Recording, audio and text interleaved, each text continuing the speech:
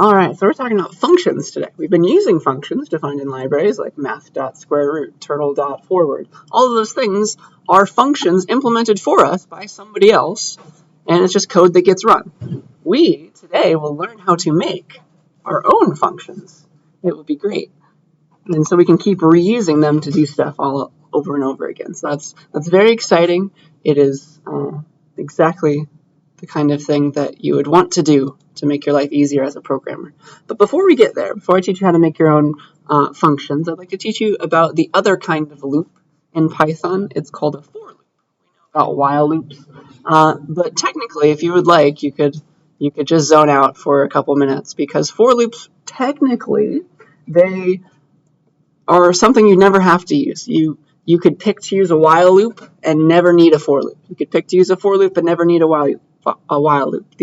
These two different kinds of loops, they're actually equivalent in power. Equivalent in power to each other. So this one's equivalent in power to a while loop. So you don't need it, but it makes some things a bit easier, and people tend to prefer it for certain ideas. And so let me at least show that to you. A for loop is a loop that goes through, it iterates through something that is iterable, which is a very fake idea. So let's talk about that. An iterable thing, for all intents and purposes in this class, I want you to assume that like anything that's iterable is pretty much a list. A list, for example, is something that you can go through and like look at all the elements, because usually you'll want to do that. Like I want to print them all out, I want to add them all up, something like that. So assume you have some list, L equals, 4, 5, 6. You can iterate through this list with this thing called a for loop. All right. Though you do not have to use a for loop to go and visit every element of this list, you could use a while loop and start like a counting iteration variable at 0, go to index 0, then index 1, then index 2. But a for loop makes it easier. I'll show that to you in a second. So, yeah. For loops allow you to iterate through iterable things, and you can make whatever you wanted iterable, more or less. So, for example, if you would like to go and visit every element of L and like do something with each, here's what it looks like in a for loop. You say for, then you give a variable name to describe the next element that you want to look at. X is going to get a chance at being everybody. And you say for X in the iterable thing, in L, for example. And then colon, as usual, tab over as usual, and you give the body of the loop here as many lines as you need to deal with the next element of L, which is going to be placed into X. Body goes here. And so this loop is going to, assuming L looks like this, it's going to iterate 3 times. X is going to get a chance of being 4, 5, and 6 in that order. And you can use X in the body there. So that's what it looks like. And let me show you that in code. So I'll open up idle and make a new program for us. This is lecture 23. It's trying very hard to open. There it goes. So this is lecture 23. Let's make a folder for that. 23. And I'll call this for loops.py. Here's my program, and here is kind of what I want to do. Let's make that list L. I don't know the best way to get all these windows in the right spot. Oops. There we go. Here's like what it looks like. Let's define our list L, 4, 5, 6, and let's go through it with for loop. For X in L, colon tab over. And now once you're in the body, X gets a chance at being every element of L in order. X gets a chance to be every element of L in order. And let's say that all we want to do with each value is like print it out. And so I'll just say print X. So X is like a variable to the loop for just the loop, and it will get a chance at being all the 4s, the 5s, the 6s in that order. So if I run this, it does what you would expect. For every X in L, that's kind of how you read it. For every element in L, call it X in order, print that X. So X gets to be 4 first, then we print that, then it's 5, then it's 6, and it all depends, of course, on what L is. Any questions about that idea? So that's another way to visit all the elements of a list, and it's much simpler than having to go through all the indices, I would say. So that's nice. There are also some very helpful functions defined in Python. There's the range function, and you can use it in a couple different ways. That's very useful if you want to like count from 1 to 10, count from 10 to 55 or something weird, some range of values. You can call this range function, and it makes essentially a list for you between those two values, which is great. So if you want to like print from 1 to 10, you didn't really need a while loop. You could have used a range, and you could have gone through it with a for loop. So let me tell that to you here. So this is a built-in function. You don't have to import anything to use range. We just haven't needed it yet. If you say range and then you give one value, that's meant to be the ending value, and it's always like one less than the ending value. So like if you say range of 10, it would start at 0 always by default, and it goes up to not 10 but 9. So that's kind of how it works. This is kind of the more normal way to do it. Like you give a starting value and it starts there, but it only goes up to but not including the ending value. So for example, if you want the numbers from 1 to 10 and you want to use range to get them, you call range like this. You say range, you say start at 1 please, because by default it would start at 0 otherwise. And then the ending value, you want to go like one more than what you really wanted, because it goes up to but not including that. So you'd say 1 to 11, and that would get you the range 1 to 10. So it's essentially going to build a list of all the numbers from 1 to 10 if you call it like this. It's always one less than the last one. That's like, I don't know, if you remember the syntax in math, it's like this kind of range, 1, 11, not included. That's the idea. So yeah, this kind of thing. And let me just show you that in the REPL.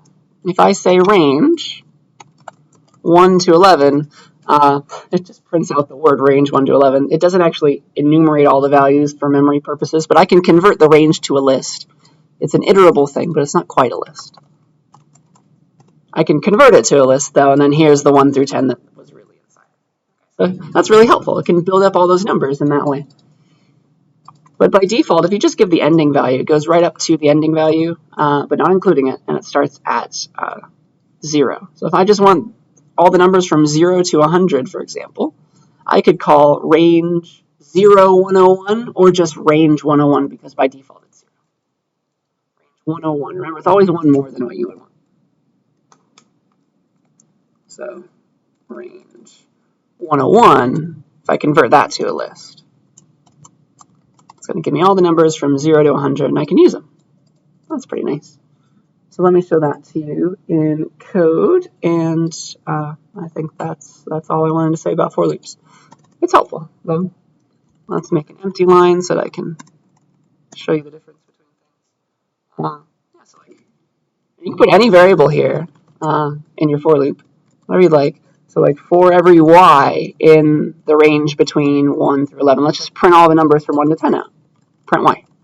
Y gets a chance at being all the elements of this range, and we're printing them. So this is another way to print from 1 to 10. And then there it goes. Does that kind of make a little bit of sense at least? Silly zoom window. So there it goes, printing from 1 to 10. That's another way to do it. You go through something. And then finally, let's use this 0 to 100 as an example, or maybe 1 to 100 as an example of another way to, let's sum all the numbers between maybe 1 and 100 using range and using a for loop. So if I want to sum all the numbers from 1 to 100, I do need a sum variable to start out at 0 or something. That always needs to be there. And then what we need to do is iterate through all the numbers between 1 and 100. And I want to, every time I visit a new number, I want to add it into sum. Keep track of the next one, keep track of the next one. That's always the process, adding them into sum each time. Right? So, I don't know, I need a range, right? I need all the numbers from 1 to 100, so range 1, 101, that's an easy way to get at it. I want to go through all of them. So So for every, let's say z this time, for every z in the range between 1 and 101, z gets a chance at being everybody. Let's take that z, which is one of those elements that I care about, and add it into sum. Sum equals sum plus z. And then at the end, print sum. After that loop is completed, it's got every number in the sum that I cared about. That's one way to add all the numbers between 100. And apparently the answer is 50-50. Kind of cool. Any questions about any of those examples? That's a new kind of loop. It's a bit cleaner. It's a bit faster to write when you're just going through something, like a list or a range. All right, so I think we're finally ready for functions. Let's do it. So let me teach you how to write your own functions that you can then call, and it will run that code as much as you want. So functions in Python are very similar to this define your own block thing in Scratch. That's the kind of equivalent. What those blocks did, though, right, is they gave you the ability to use them wherever. You could have as many of your custom blocks as you wanted. That was essentially a call to your function. Every time you ran that block, it jumped up here to the definition with whatever like you passed along, whatever you put in here, and it put that into the end, and then you can use it. And it comes up with its answer somehow. Okay? So the technical terms for the things are when you use your block, which is when you call your function, you pass along arguments. These are arguments. Arguments in the call or in the use. That was an argument. It gets taken and placed into this thing in the definition. It jumps up here to this code and starts running it with n set to my number for this call, for example. And this n is called a parameter. This is called a parameter. So parameters in the definition get filled in with arguments from the call. I will get those backwards many times, but that's the idea. So like you know how to call functions already. When you say range, for example, when you say range 101, that 101 is the argument. It's an argument to the range function.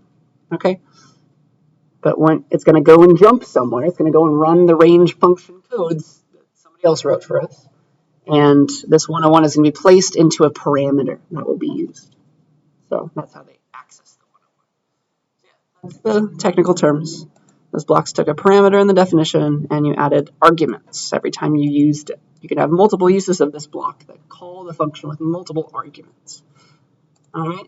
So, yeah, you know how to call functions already. You say the function's name, you put some parentheses, you space separate all the arguments, you comma separate all the arguments if there are any. And then sometimes functions give an answer back, and you can save that into a variable or like immediately print it, something like that. And so it kind of tells us how we need to define a function as well. So if we want to make our own function, like given the way that somebody might call it, we need to like first of all think of its name because that's how people are going to use it. We also need to figure out how many arguments people are going to give to us because that's how many parameters we need to make. I'll try to get those words straight for at least today. I need to give them names, like it was called n up here. You can call it whatever you want. And then you need to think about what you want to have happen when somebody gives you those values as arguments placed into your parameters. What kind of code are we running? What do you want to do with them? What's the algorithm that you're trying to implement? Okay, so that's the goal. And let me show you the syntax for it. I guess I cheated once and I showed you a is prime function, but I didn't want you to have to worry about memorizing that. So here's the actual slide that teaches functions. So if you want to make your own function in Python, you say def. Def stands for definition, like I'm about to define a function, and here's the name. You say def, and you give the name of the function that you're trying to write. Call it whatever you want. Func name is what we'll call it in this example. And then you put parentheses just like if it were being called, because they try to keep it similar. And then in between those parentheses, you put the names of variables that you want filled in with the arguments that somebody gives you when your function is called. Those are your parameters, so like P1, P2, as many as you need. These are your parameters to your function because somebody needs to give you arguments. They're going to be placed here. It'll be different every time the function is called differently. So your parameters, and you can have as many as you want, maybe even 0. And then you put a colon, as usual, because we need to give a body now. You need to tab over and then give that body of your function, you say, what do you want to have happen with these values when your function gets run? So body goes here.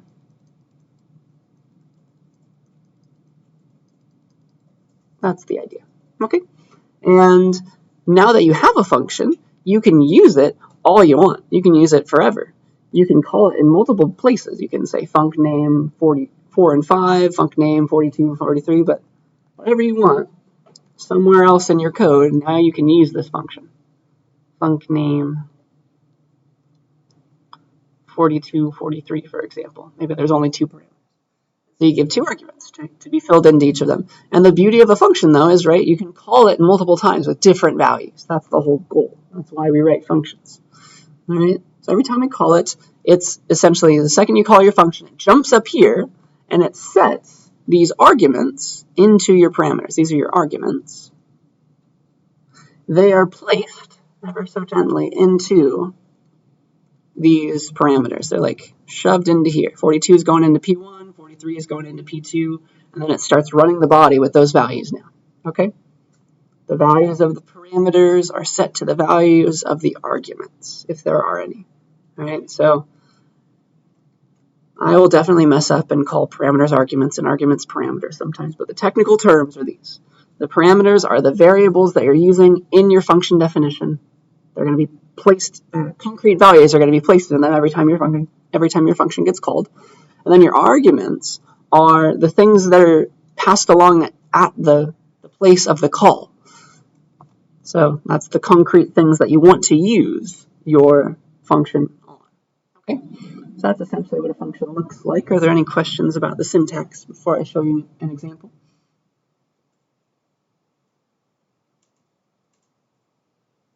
All right. So let's make a simple function. Let's make a function to print all the numbers from 1 to some value passed along. So we want to call it like this. Maybe we'll call it print from 1 to, and then the user will pass along something. Maybe they'll pass along 5, and that will mean we want to print all the numbers from 1 to 5. So like the output should look like 1, 2, 3, 4, and 5 in that case. But the whole point of a function is this could be anything. Maybe they passed along 100, and then we want to print from 1 to 100. All right? So we need a parameter to take in this number that the user gives us. Maybe we'll call it n. Okay? So here's what the definition would look like. We say def, making our own function, def print from 1 to, and then we give the name of the one parameter that we have, so n. And so that 5, for example, will be placed into this n. And then we give the body what do we want to do, like give the loop that will like go and iterate from 1 to n and print everything out. Okay? So yeah, that's the idea. So in the body of the function, we're going to do something with the n. We'll just like loop. Okay?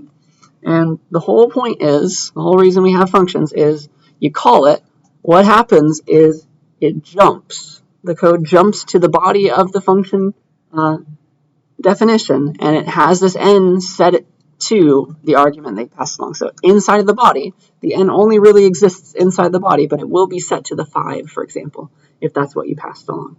It's a variable that only exists in the function, and only exists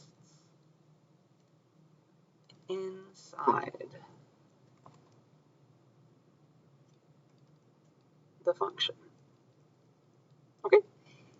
And if you call it again, maybe with 100, the n will be set to 100 and it runs the body. That's how it does a different thing each time. All right? So let's give that as an example. Let's implement it. I'll have to make a new file, won't I? I'll call it functions.py. And let's at least try to keep all this next to each other. So yeah, let's make this print from 1 to function. So we say def print from 1 to, and it takes some n, oops, and then we do something with the n. Like we get to use n here to print from 1 to n.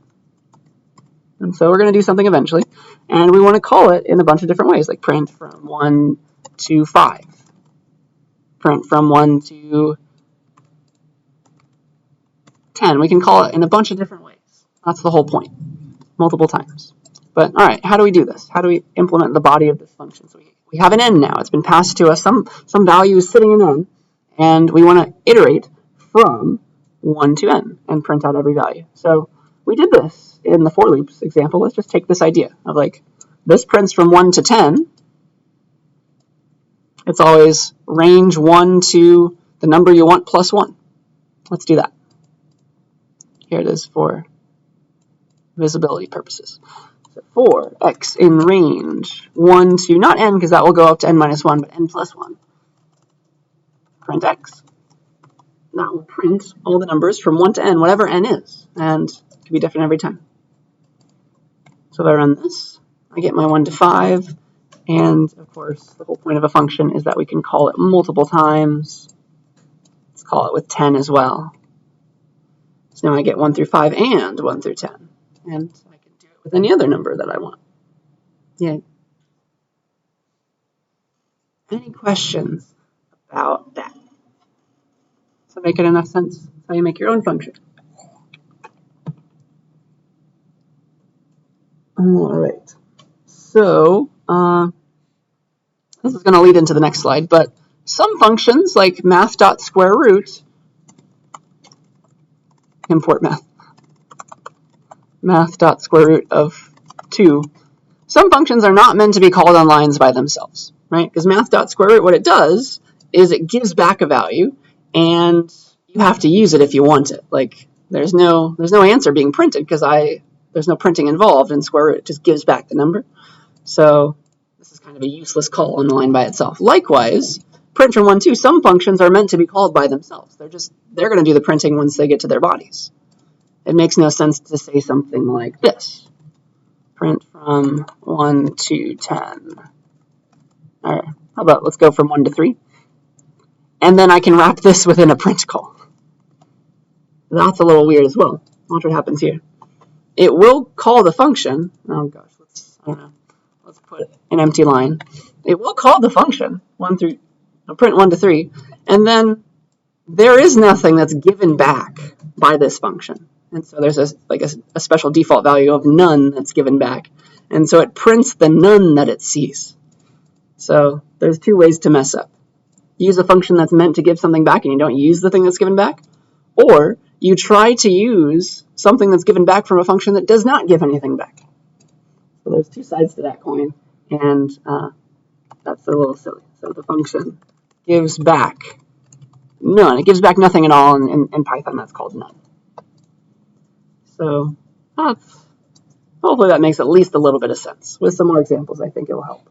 But if you have a function that acts kind of like square root, it computes something. You don't want it to print anything. You want it to be used in a larger context, and you want to like print it yourself later. Then you have to do what's called return something. Right? So if you want to give back an answer from your function, if it's meant to be used in a larger context, if it's meant to give something back and like be replaced with that thing, then we use return instead. So some functions, they do stuff like square root, like min, for example. If you ask for min, it gives back the 2. This is like, you can imagine this gets replaced with the 2, because that's the minimum between 2 and 3, and then that goes into x, and it'll do stuff. But you can also use min in a larger context. You could be like, all right, print the result of min 2, 3 plus 1. That's kind of cool.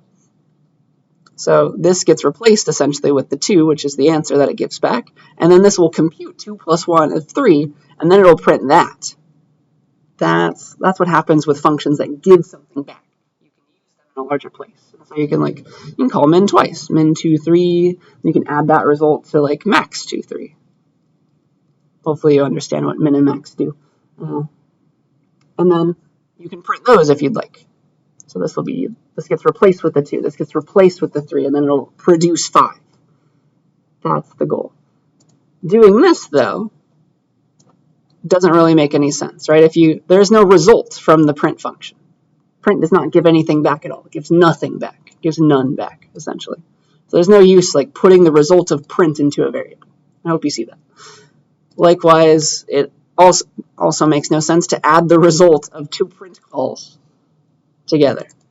If you want to print blah and foo together, maybe you can add the strings to make a bigger string before you print, but the printing gives nothing back.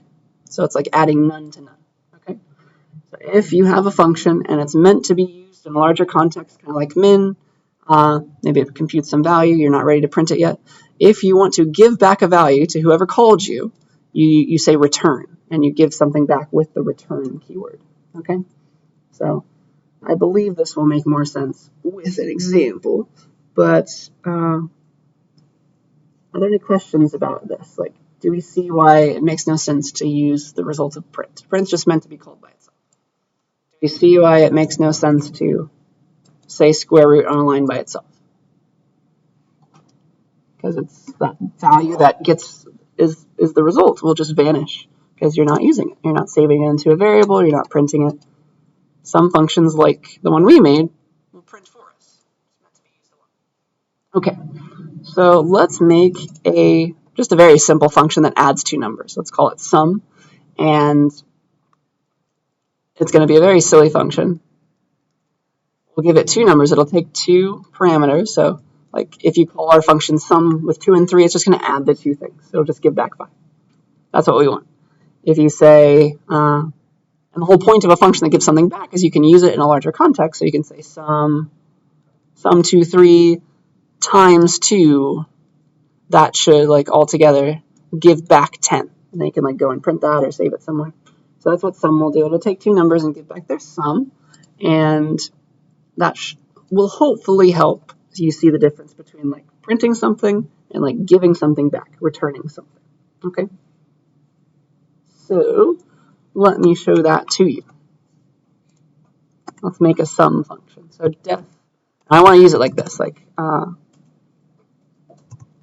print sum 2, 3. The result of the sum function is like the 5, and then print handles the printing of it. You don't print in the sum function itself. So def, it's a function, it's called sum. Let's give some space so you guys can see it. And it takes two things. It takes like an x and a y or something. And this is going to give back the sum of x and y. That's the goal. And we're going to use the return keyword to do that. You say return blah when you want to give back blah.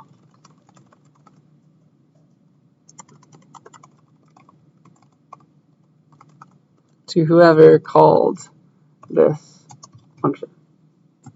Okay? And so, for example, or the only way to implement this is, well, what do I want to give back to the user who called me? I want to give back the result of x plus y. And so I just say return that. Return x plus y. That's all. And I guess I need some dividers here. So there we go. So here it is. Here's my 5. Sum 2, 3 produces 5. It gives back 5. And then I go and print that. And the whole point of a function that returns something is I can do something like this. Like print the result of multiplying sum 2, 3's result by 2. That's the goal. Isn't that nice? So then we get the 10. That is beautiful. That's powerful. All right, so when you have a function that returns something, the original call, the place where you call it, it's going to get replaced with the value. That's how I want you to think about it. Because then you can do something with that result. So for example, sum 2, 3, you get to imagine, because this is going to return an answer, just imagine that will be replaced with the 5. And then now it makes sense why it's going to multiply 5 times 2 and then print 10, I hope. Okay, any questions about that?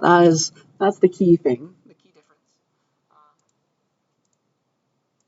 If you don't return something in your function, it doesn't give anything back, and so there's no way to use it. There's no point of using its result because there is none, okay? At that point, you can only call the function on a line by itself. So that was kind of our print from 1.2's life. It had to be called on a line by itself because it never returned anything. It doesn't give anything back, so we can't use it in a larger place, like here. Okay, let's see here. And then similarly, it also makes no sense to do this. Makes no sense to call sum of 5 and 10, for example, on a line by itself. Because, again, this is going to be replaced with 15, but then I'm not doing anything with the 15. if I want to see it, I should print it. If I want to save it for later, maybe I'll print a bigger result with it. Maybe I should put it in a variable. So we're not doing anything with this result, and so it was a useless call to the function. We're not doing anything with this result. Sad face. Okay? That's the idea. If you want to use it, you need to like put the sum 510 in a call to print or something like that. Save it into a variable. Print it later. And then we'll actually see the 50. So that's the main difference. Okay? All right. Let's see here. Yeah, let me show you a very common error that I see in CSCI 1 students and CSCI 40 students as well. It's the difference between printing and returning. It's a very hard difference to understand. Like this function prints stuff inside of it. This function gives back an answer with return. So let me implement sum incorrectly. Let me show you. So here is, I don't know, I'll call it sum underscore bad. This is the bad version of the sum function. It's not right. So instead of returning x plus y, I'm going to print x plus y. Print x plus y. Okay? Because printing is all we really know how to do. That's what we're used to. So this function is incorrect. I want you to study the difference. It's just printing. It's not giving back any answer. It's not giving back the answer. All right? It's just saying print x plus y. And so the way that we would expect to be able to use it, right? Like this, print sum 510 or something. But of course it's called sum bad now. Maybe I'll say sum bad 23.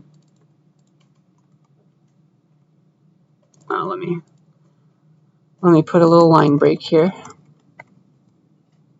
So again, here's the difference, these two functions. Here's this line. It's going to call this function. What does it do? Well, it runs its body with x set to 2 and y set to 3. And so it's going to print 5. There it is, printing 5. And then it's going to give back its answer. It's going to return something, right? But it returns nothing. And so its answer is none. And then this is essentially a call to, it's going to get replaced with none. It doesn't return anything. This is essentially a call to print none at that point. So that's why we see none here. Right? That's the unfortunate fact. Okay? And likewise, like we can't use that in a bigger context either. We can't be like sum bad of, I don't know, 4 and 5, multiply that by 6. Can't use it anywhere. Because what is this going to try and do? This will actually be an error. It's going to call sum bad because it needs to like replace this with a number, hopefully. But it's going to get back none again because it's just printing something. It's not giving back an answer. So this call essentially turns into print whatever none times 6 is. When you call this, it'll go and print 9, sure, but it doesn't give back the 9. It gives back nothing. And so it's going to try and print none times 6, and that's just an error. It makes no sense, right? So if you want to use something in a larger place, it needs to be replaced. If you want something to be a call to your function replaced with its answer, you need to give back that answer. It's returning, not printing, okay? Are there any questions about the difference so far? It is a bit subtle when you're first learning it, I know. One way to highlight the difference is to draw what's called a stack diagram. And so I'm going to show that to you now. Every time you call a function, it needs to like remember where to go back to because there might be multiple calls to your function. When I call a print from 1, 2, for example, it jumps up here, but how does it know like that the next line is this one rather than this one? Because there's 2 calls to print from 1, 2. Like maybe once it comes up here, it unfortunately thinks that it needs to go back here or something. I don't know. So how does it know where to return to? There's something called the stack that tells you. All right. So here's what the stack looks like. It keeps track of all the variables that exist inside of the function and things. It's just like a stack of work to do, essentially. And here's how I'll draw it.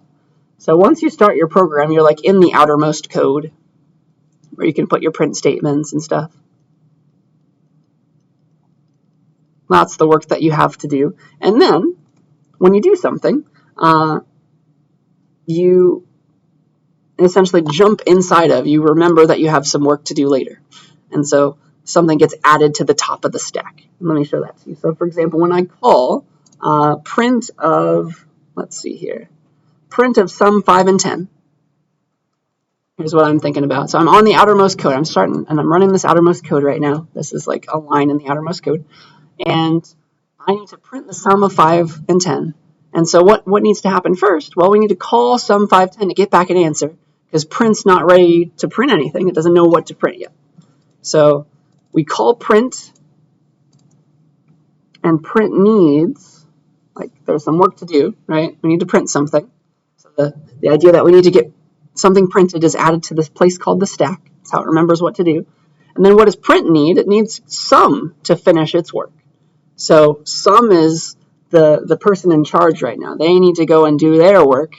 And this is kind of how you put that in diagram form. Like sum is trying to add from 5 to 10. Like we need to run sum first, then print can deal with the result and print it, and then we can go back to the rest of the code at the end. So that's kind of the stack, the order of things that need to happen now. That's what the stack demonstrates. It also tells you that sum needs to return its answer back to print, because that's who's using it. And also you can draw the variables that belong to each function. So for example, when I call sum 5 and 10, it's going to jump up here, and sum has an x and y parameter. They're going to be set to, like x is going to be set to the 5, y is going to be set to the 10 that we passed along. So I can draw that. Like sum has an x and a y, they are set to 5 and 10. And what happens is, all right, we call sum 5, 10, we're like working on this, we return the 15, so this computes its 15 and gives back its answer. It says return x plus y, and it returns it to the person below it on the stack. It was print who was waiting for that. All right, so sum returns 15 back to print, and like it's done with its work, so now print's on top. Print's the one doing its work now. I hope that makes sense. And so that now print sees 15. It knows how to print a number just fine, so it'll print 15 to the screen. Then we see the 15. Now print's done with its work, and it takes itself off the stack. It goes back, essentially returns back to the outermost code, and it's ready to run the next line, which is apparently another print call. All right. So sum gives back an answer so that the code below it, like the print function call, the main code in the outermost place, is able to see it and use it in a bigger place. Okay? Any questions about this diagram? It's kind of saying the order in which things need to happen and who needs to give back stuff to who. All right, and so hopefully I can now do a similar diagram with, like, I don't know, with maybe this call. With this call, sum bad 2, 3. Let me show you the difference. So like we were in the outermost code, having a grand old time, and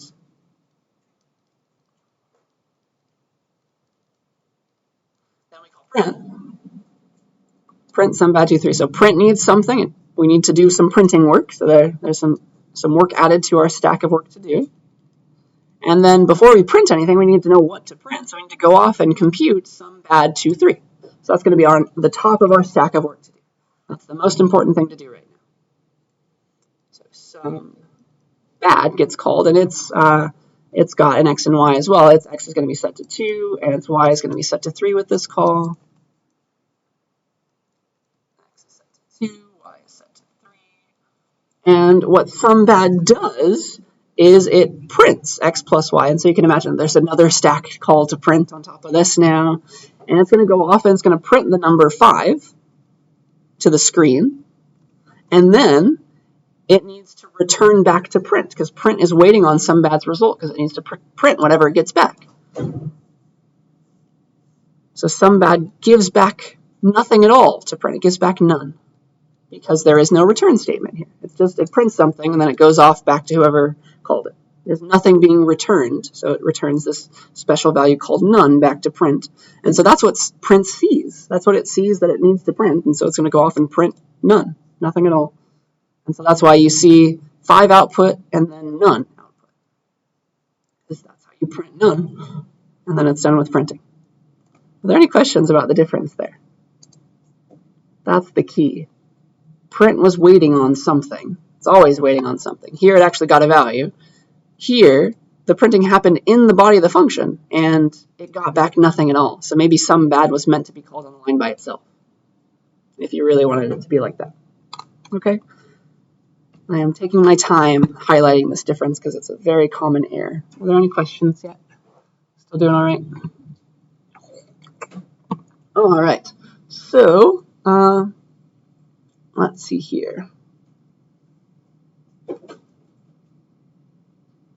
Let me make a couple examples of more functions that give things back. So let's make a,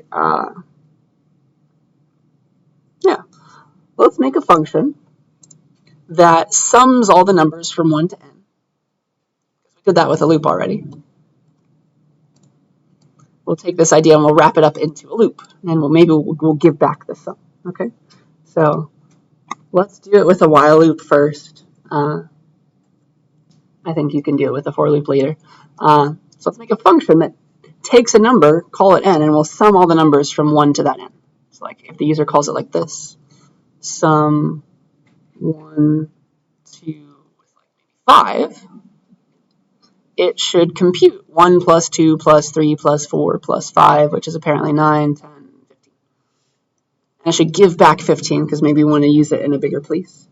So yeah, let's make this function. Sum 1 to n, use def. We have to start a sum variable at 0, and then we do stuff. We put stuff into the sum variable, of course.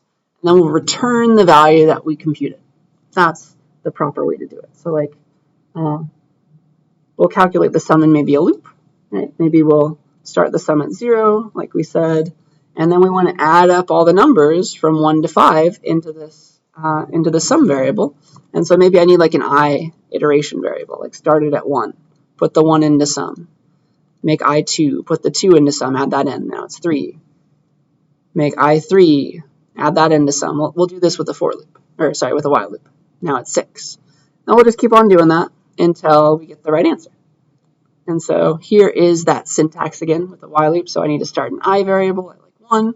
I want it to keep going until it's n. So while I is less than or equal to n, I would like to add the value of I currently into sum. Sum equals sum plus I. And then I need to make I bigger for next time. So I want to add the 2 next, then the 3 after that. So I equals I plus 1. So that's essentially the function. So let's implement that and use it.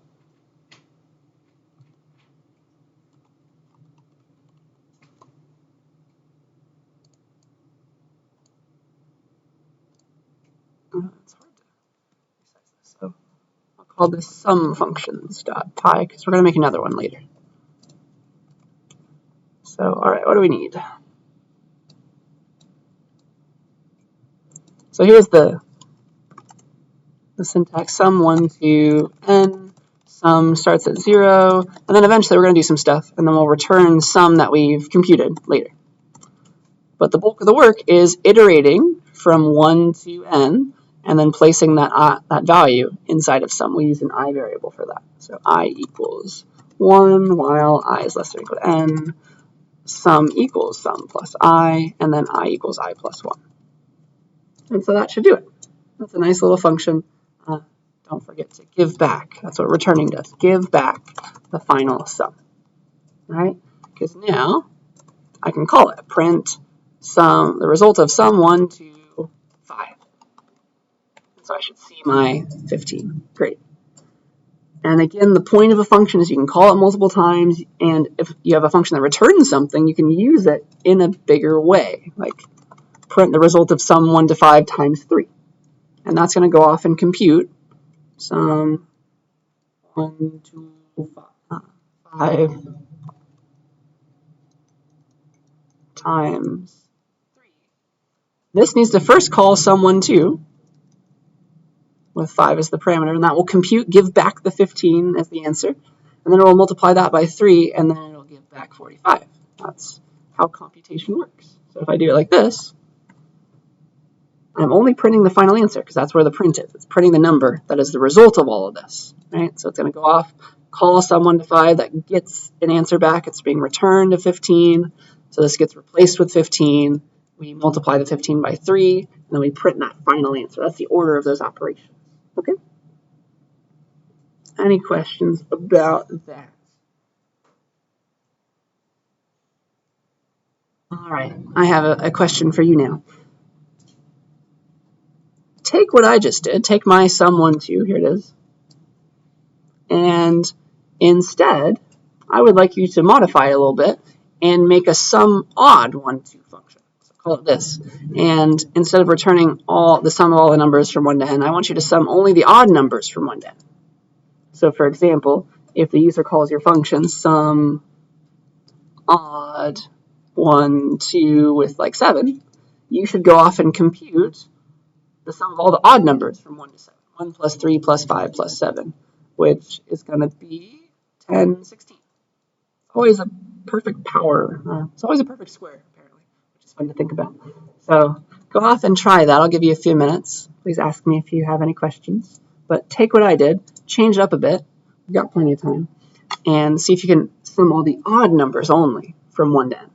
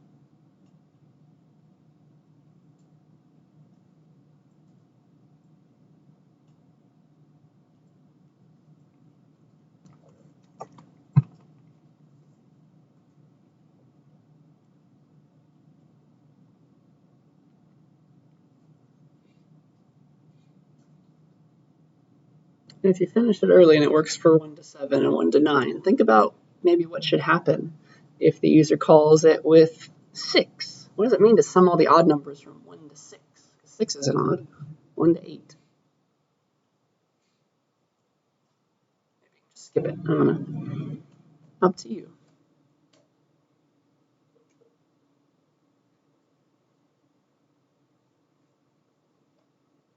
And if you finish that even, think about what if the user gives you a negative number? Sum all the numbers from 1 to negative 5. Should that work? And what should happen there?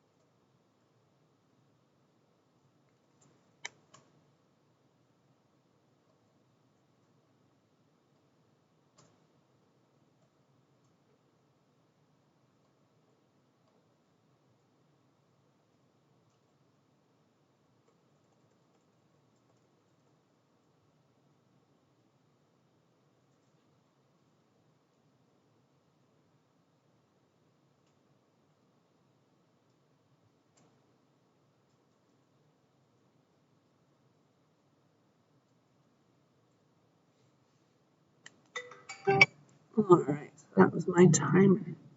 Any questions that arose as we tried this? Hopefully it made enough sense. There's not a whole lot to change if you think about it. It's really just one line, isn't it? What should change in this code? What do we notice? What's a good way to fix it?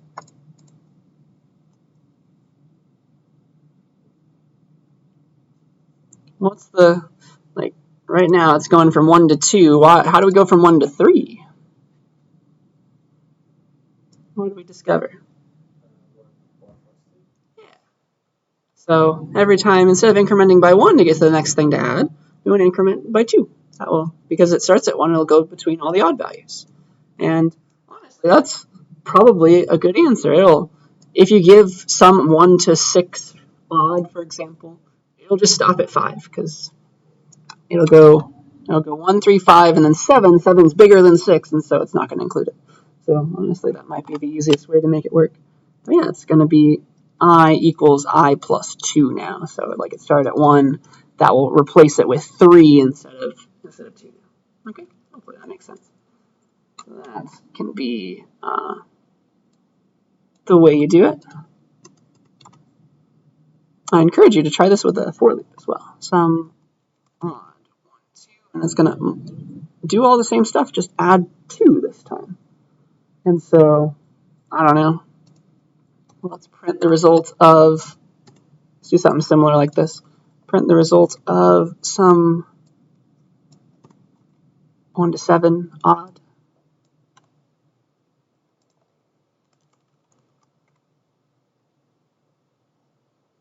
There it goes. Apparently that is 16, like we said it was. It's gonna be. And again, because this is a function, you can use it in a larger place, larger context. Multiply the result by 2 before you print. Now it gives back 32. That's pretty nice.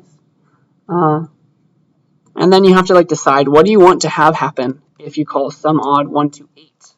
What does that mean?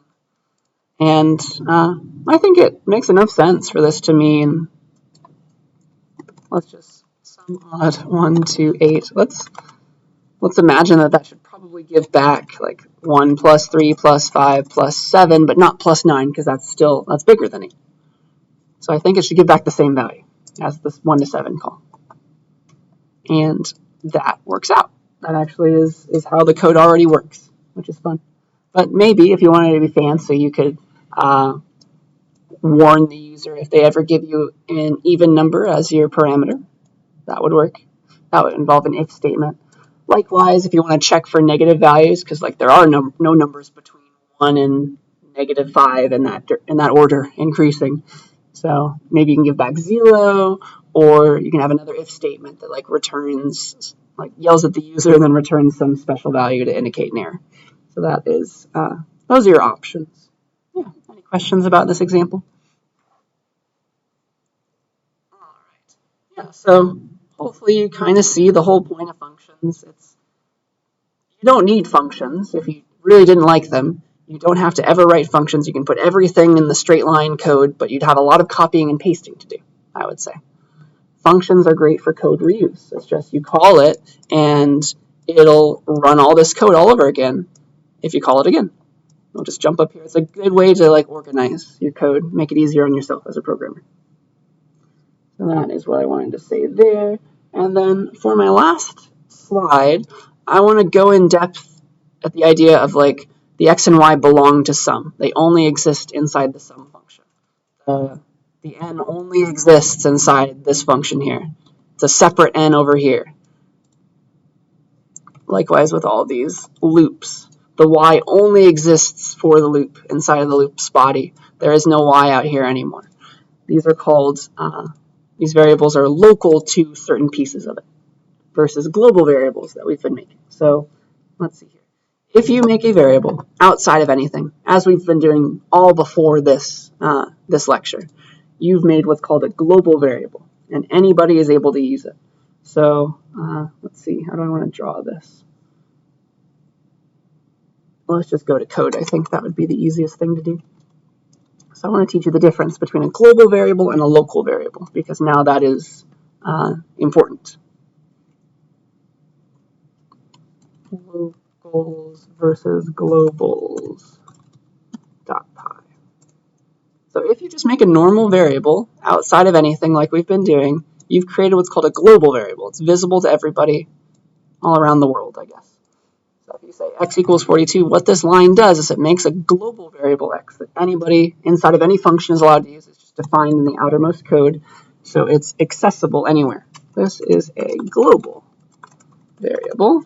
It is visible to everybody. They can all access it. They can all modify it if they want to. And so you can use it wherever you want, like print x, totally fine. You can use it inside of a function as well. It just exists everywhere. It's kind of what we have expected so far in this class. But some variables are not global. So here it is, printing 42, of course, as we would expect. Some variables are not global. If you make a variable inside of a function, for example, that is one way to create a non-global variable. That's called a local variable. Okay? So let me show you the difference. Let me make a function, just a silly one. I'll call it blah or something. It takes no arguments, has no parameters. What it does, though, is it makes a y variable, and maybe it like uses that, prints y times 2 or something like that. This y is local. This is a local variable.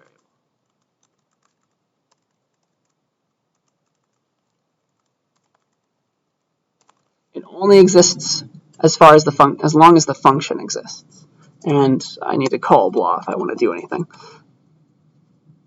So you see the 42 from this print call. We jump up here to blah when we call it, and so that's local variable y to 3, and then it prints y times 2, which is 6.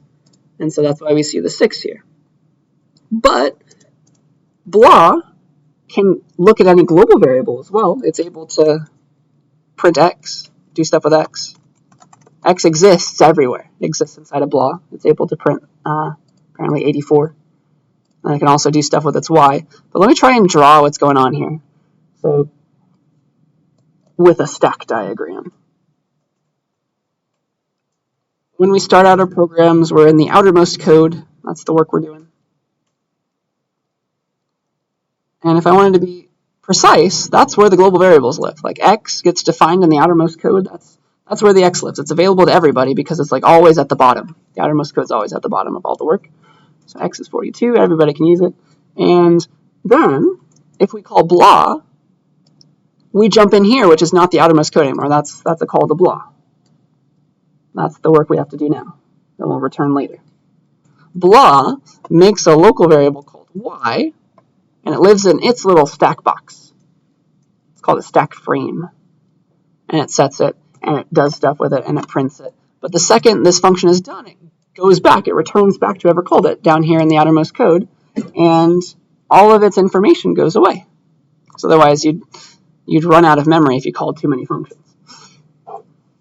That's what's going on, and that's why y disappears. Okay, only the function can use the local variables that it makes, and your parameters also they count as local variables. They're just special kinds of variables that are local to the function. So what this means for us is if I try to print y outside here, down in the outermost code, after this blah has gone away, I'm going to get an error.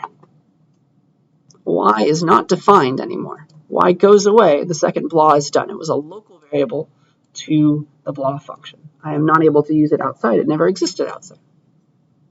Any questions about that concept? It's nice so that you can have different places where you use the same variable name and they never clash with each other. That's a nice thing about local variables, but it is something to remember now. It's a new idea. All right. One weird quirk, if you would like to modify a global variable inside of a function, it's okay to just ask for x and like print x times 2. That's fine. Accessing the global variable doesn't require anything special. But if you would like to change a global variable, if you'd like to set a global variable, you have to mark it. You have to say, hey, whenever I talk about x, it's really the x that already exists. I'm not trying to make a local variable of my own also called x. That's the reason. So yeah, if I did something like this, x equals 5, this would not change the global x. It would make a local variable x. It would like put it here, which is probably not what you want if you have a global one called x. So if you would like to do something with your x global variable, if you'd like to mess with it, you just got to mark it as that global x inside of your function. This says, I want to modify the global var x. I don't want to make a new local variable called x. Now I can do something like x equals x plus 1, and I can do stuff with it.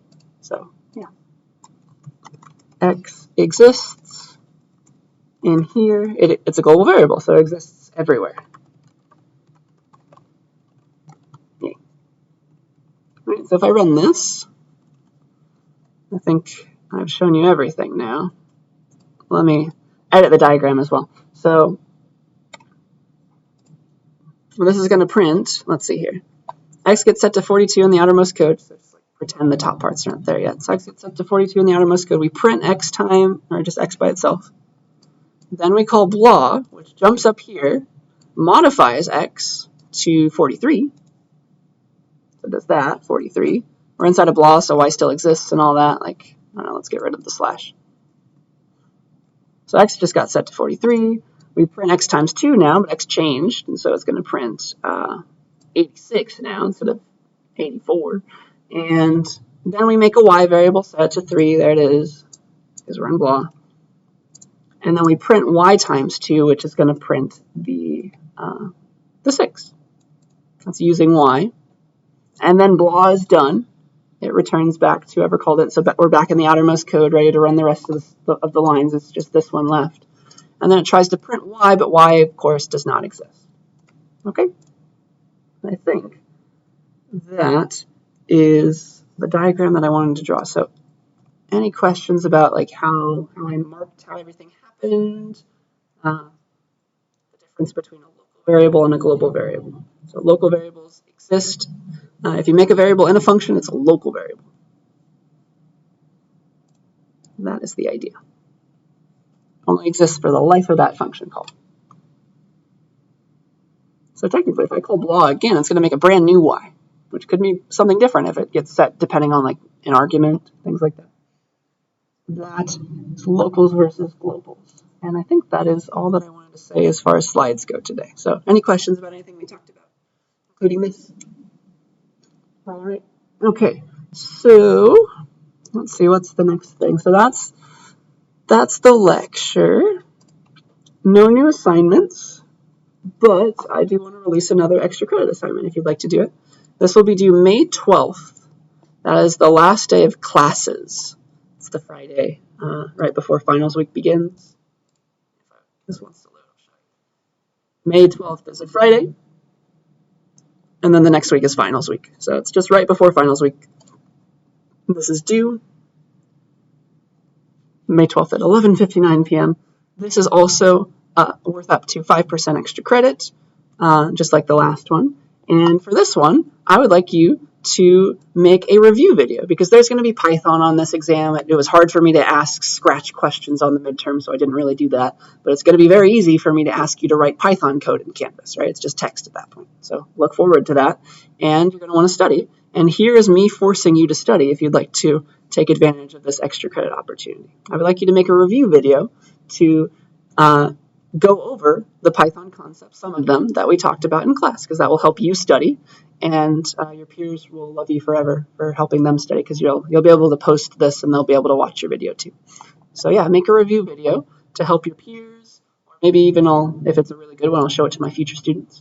But this is kind of like you were turning in an assignment, so you don't have to like edit your video. You don't have to make it super fancy if you don't want to. Just post it like I do. Like I kept talking, and I'm going to post this whole video. I'm not going to edit it.